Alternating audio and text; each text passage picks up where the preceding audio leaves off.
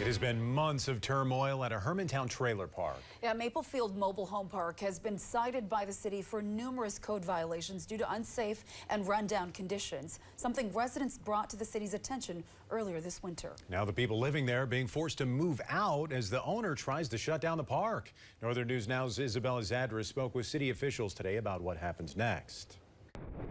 After fighting for change in unsafe and hazardous living conditions, residents of Maplefield Trailer Park are once again concerned about their living situations. And we've seen court filings that indicate elevated management is closing the park. On March 4th, the park's owner reached out to the courts with plans of shutting it down. In January, a judge ordered Steve Schneeberger, the owner of the park, and elevated management to fix things up and find better housing for some tenants. But residents claim that is yet to happen.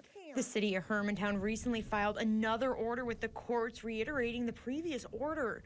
This week, we learned multiple residents who are currently on month-to-month leases received eviction notices. Peter LaCourse is an attorney representing 7 tenants from Maplefield.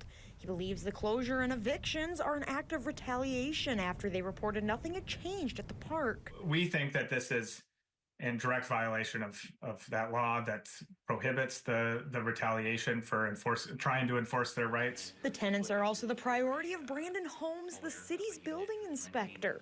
He says there's been no word from the courts about the trailer park closing, but all he can hope is that whatever happens, Schneeberger keeps the tenants in mind. If he's going to close the park, that he does it in a compliant manner, keeping them safe in the process. If he chooses to keep the park open, that he does it in a safe and compliant manner. In Hermantown, Isabella Zadra, Northern News Now. Isabella, thank you. Now, Holmes did point out that the eviction process is lengthy, and without a court order, tenants will not be forced out in 30 days.